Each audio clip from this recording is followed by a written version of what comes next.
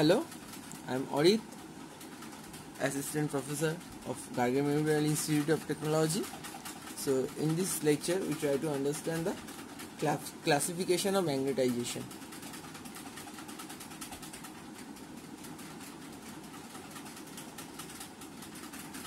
Of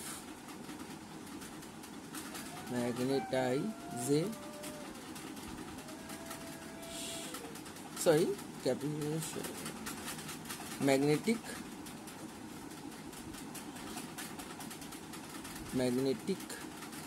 material.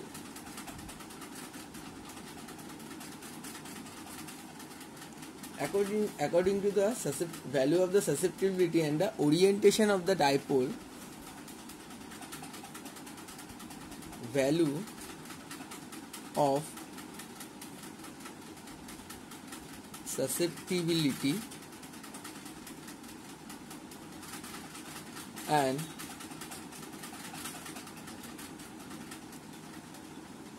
orientation of dipole moment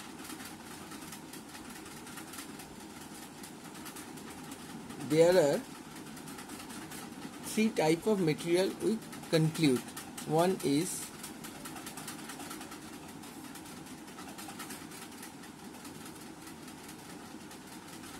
diamagnetic, paramagnetic and ferromagnetic material. Okay, so in this lecture we try to understand the diamagnetic material.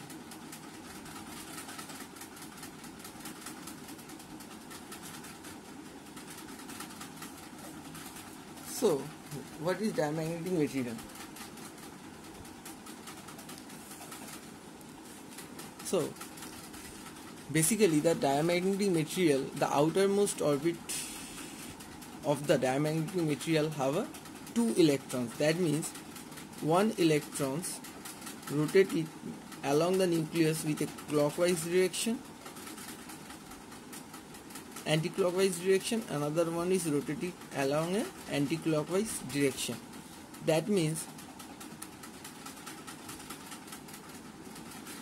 the dipole moment for this, which electrons is rotating along the anti-clockwise direction, the dipole moment of these electrons is generated to outwards to the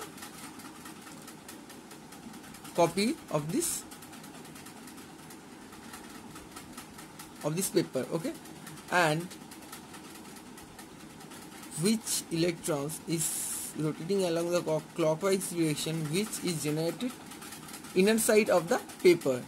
It is perpendicular to the paper, it is outwards to the paper, it is innerwards to the paper. That means two dipole moment cancel out each other. Okay, now if you, is it clear, this is generated in a outward and this is generated to the innerward. So that means those two dipole moment can cancel out each other. So when you put this material in a outward magnetic field, then suppose the magnetization of this anti-clockwise electrons is M and clockwise electron is M. Okay, now if you put some magnetic field to the outward direction, that means some extra magnetization is generated on this electron as well as on this electron. That means when we immerse some magnetic field, so delta M amount of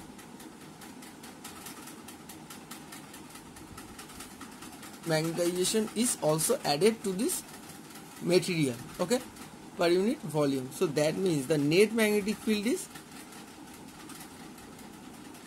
minus M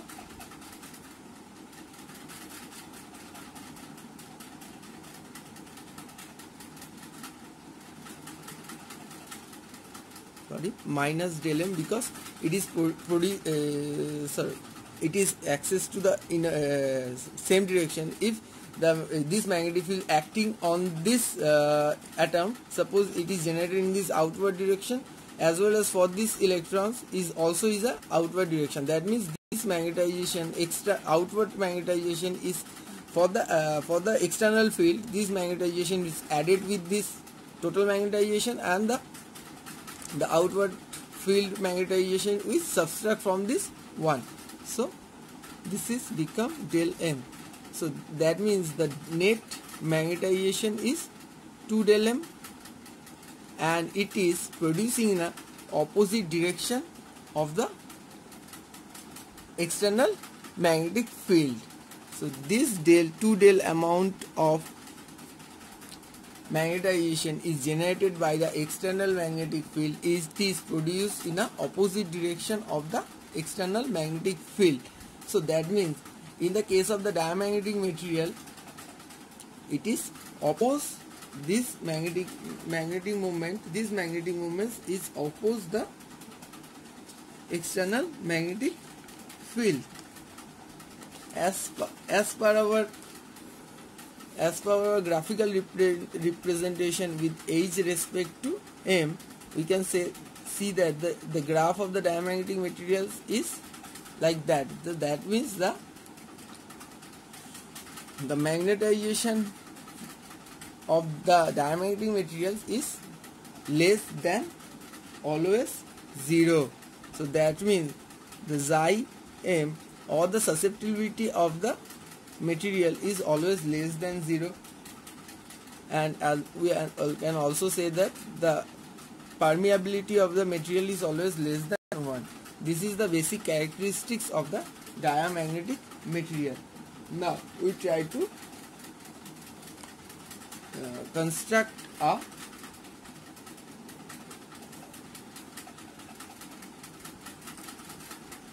expression for the diamagnetic material. Suppose, okay,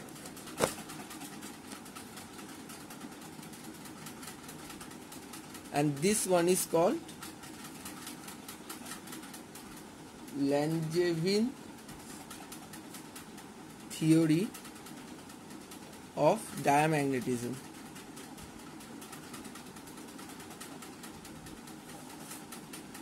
How it is occurs. Okay, now suppose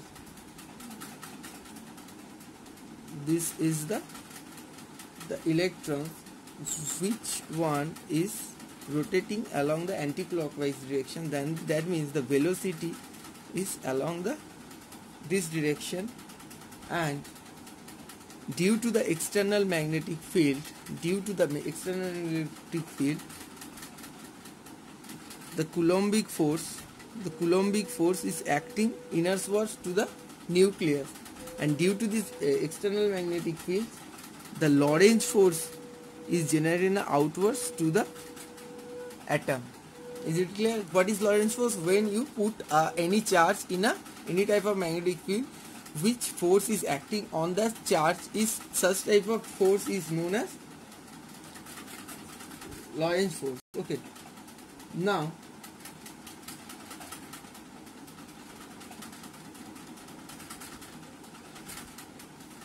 and similarly for this electron, which is rotating along the clockwise direction, the velocity direction towards this one, and the Fc and Fl is acting on the same direction. Okay, now the Fc is equal to written as a mv square by r, or centrifugal force like m r omega square, where v is the velocity, linear velocity of electron, omega is the angular velocity of electron. Okay, and Fl, the Lorentz force, is we can written as a charge into V cross B,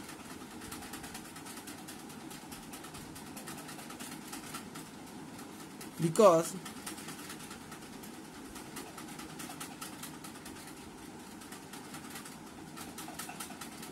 because the angle between V and B is 90 degree, we can rewrite that FL is equal to minus VEB, because V cross V is equal to VB sin theta. So when put the value of the theta is equal to 90 degree, you get the value sin theta is equal to 1. So this is the first equation, this is the second equation. Now from these two equations, the net force acting on the electron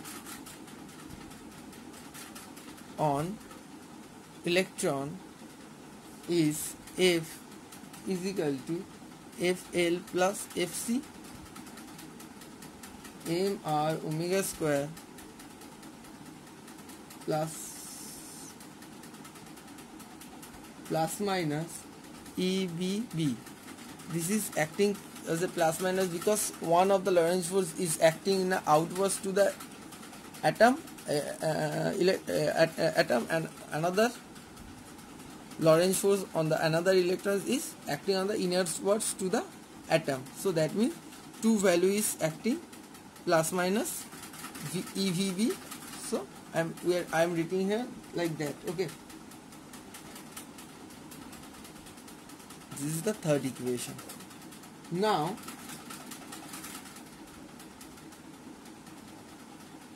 due to this magnetic field, some induction is generated in between the atom, and this inducted EMF is written as a inducted EMF is written as a E is equal to minus d phi dt, where is the phi is the flux of the magnetic field and t is the time. You can written as like that, E dot dl.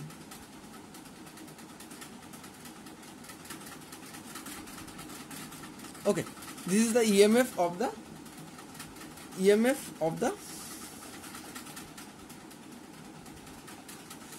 EMF is generated in the atom due to the external magnetic field by the induction.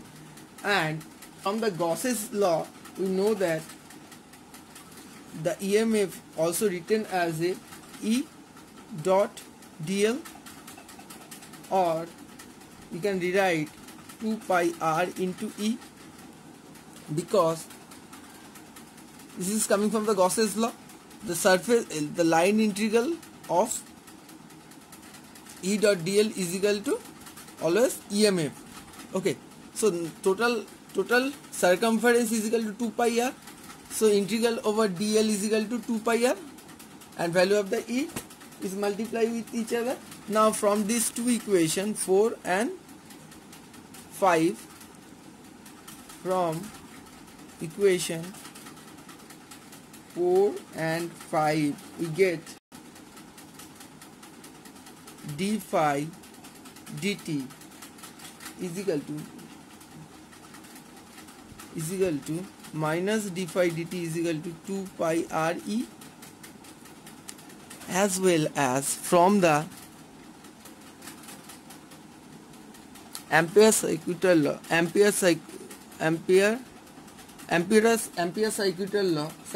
law, we all know that phi is equal to b dot ds.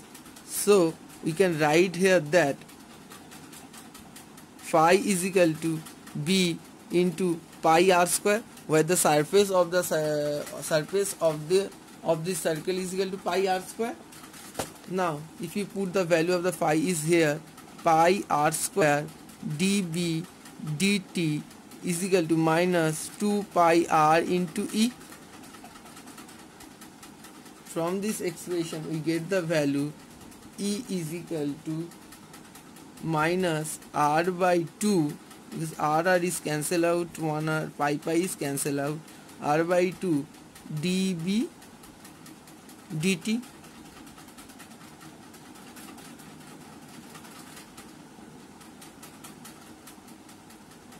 Okay,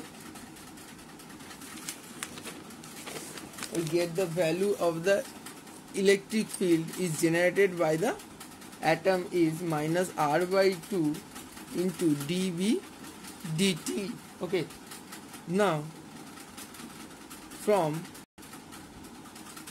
the Newton's second law, we have m is equal to dV dt is the force, mass into acceleration, is equal to, we can rewrite minus E into E, or m dV dt is equal to minus E dot minus R by 2 dV dt, or m dV dt is equal to ER by 2 dV dt, or we can rewrite dV is equal to E by R 2m into dV.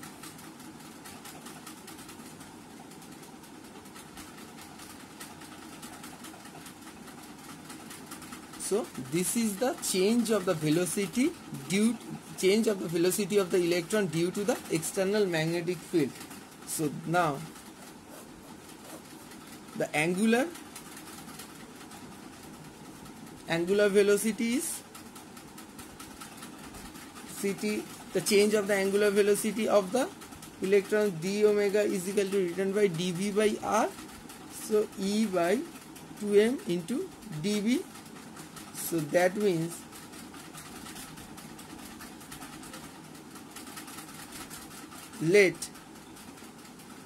this is the change of the angular velocity. Let net change in W is net change of the W is whole as final value of B if the total value of dB is become B, then we can derive that del omega is equal to EB by 2m. This is the actual change of the angular velocity due to the change of the magnetic field B of the expression. This angular frequency also, change of the angular frequency is also known as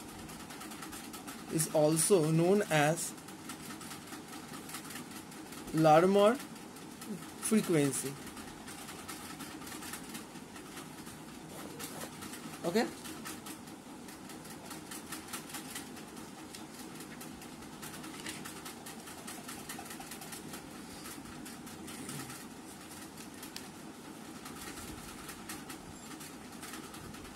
Larmor frequency.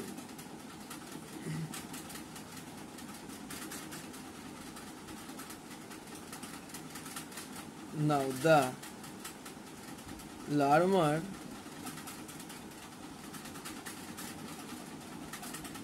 application for Z number of electron,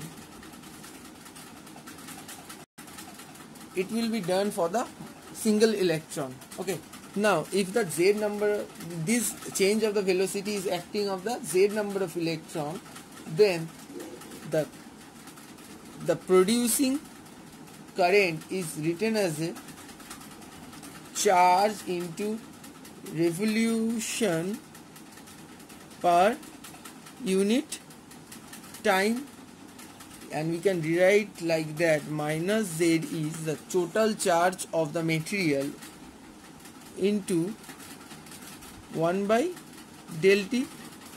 1 by del T can written as del omega by 2 pi, angular frequency by the total angular moment. So minus ZD by del omega into 2 pi.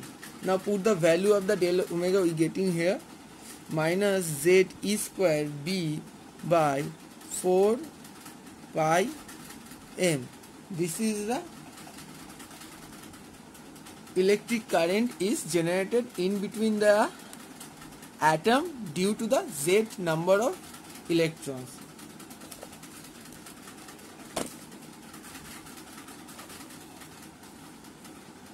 Now the magnetization, the induced magnetic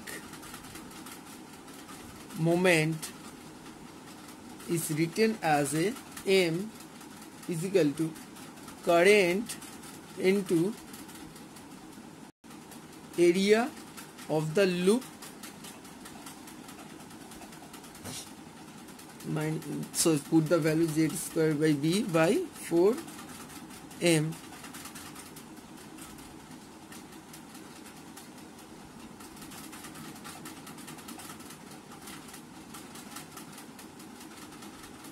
Into pi r square. Pi is cancelled out, so we get the value Z e square by B 4M r square. What is r? R is the radius of the atom. Okay, so this is written as a magnetization. We have already know that know from our previous chapter.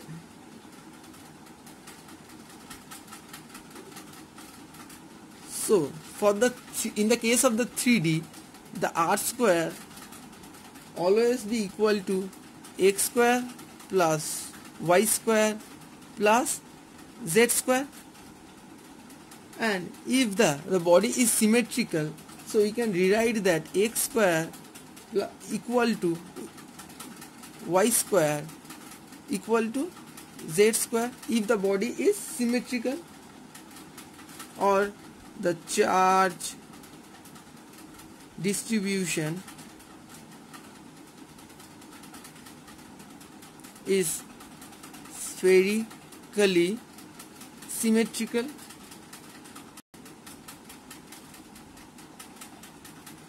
So from this one we have to written as, if this one is equal to small r square, so we can write here that r square is equal to r square plus r square plus r square.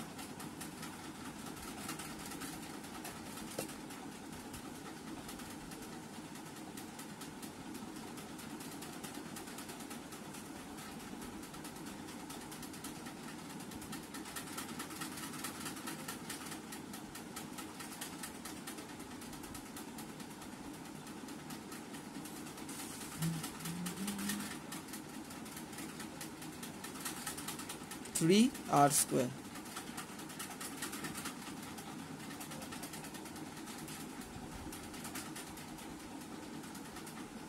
So for the x square, is it clear? So now x square plus y square is equal to 2r square.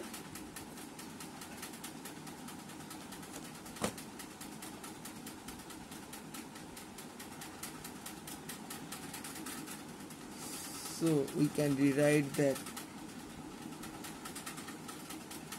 if the direction of external magnetic field is along z axis, so we can rewrite that r square is equal to x square plus y square, or 2i square by 3.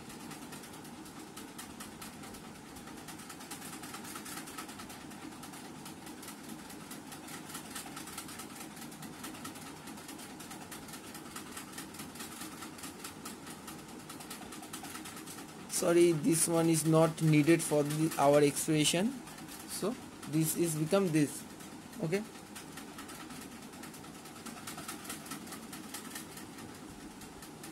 now from the magnetization expression we have m is equal to z e square b by 4m r square, or minus z e square by b 4m into 2/3 of r square. Now if n number number of atom in the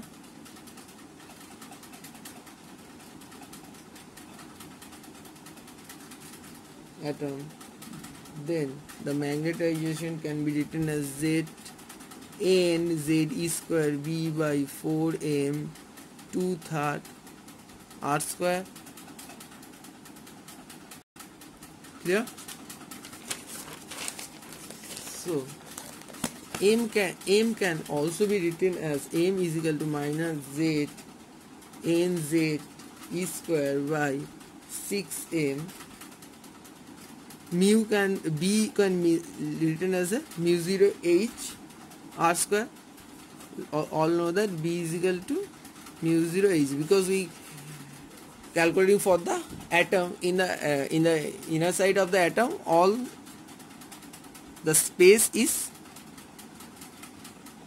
chosen as a free space, so we written here the permeability of the free medium, or m by h is equal to n e square by 6m mu 0 r square, or xi m is equal to minus n z e square by 6m mu 0 r square. This is the expression of the susceptibility for the diamagnetic material, and in this expression we can see that the susceptibility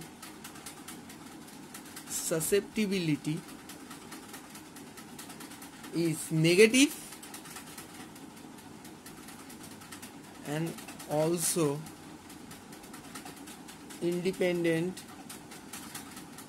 of temperature. So from our initial graph h by m, you can see that the slope of the diamagnetic material is always along the negative axis, negative direction. So from the expression we also can prove that. So theoretically and observation for the mathematically, this 2-1 is proved. So this is the theory for the diamagnetic material. So what we have done here, first of all we try to understand what is diamagnetic material, then we try to calculate the total force is generated in between the two electrons of the outermost orbit of the atom in the material. Then we conclude because we enact some external magnetic field from the outside to the material, that means this magnetic field is also acting on the two electrons of the outermost orbit and produce some EMF. So it is this expression is coming from the induced EMF expression, and this is coming from the Gauss's law. Then we equated the two EMF each other and get the value of the electric field is generated by the electrons rotating along the orbit and along the orbit. Okay. Then we try to equate this electric field with the Newton's second law and converted this whole expression in form of velocity. Then we get the velocity of the angular momentum, angular velocity. Then we try to find out the change of the angular velocity is also known as a Larmor frequency. Then we try to calculate due to the change of this velocity how much amount of its current is generated in the atom. It is calculating is here charge into change of the frequency. So kind is the expression, this one is the expression of the current due to the change of the velocity of the electron due to the external magnetic field acting from the outside. Then we try to develop the magnetization. We all know that for the magnetization the formula is current into area. So we put the value of this one is the current we getting from the previous expression, and this is the area of the loop. Then we converted this R in form of a one axis. That's why we chosen R square. If the magnetic field is acting along with the z-axis direction, so obviously it is acting on the xy direction, so r square is equal to always x square plus y square. And for the symmetrical distribution of the sphere, x square is equal to y square is equal to z square. So you can rewrite that x square plus y square is equal to 2r square, and from this expression we can retain here that r square is equal to x square plus r square is equal to 2 by r square.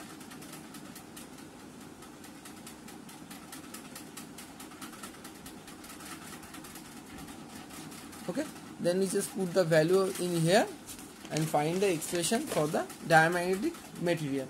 Okay, and from the expression we can see that the value of the susceptibility of the diamagnetic material is always negative, and it is always observed the mathematical expression and the graphical value is almost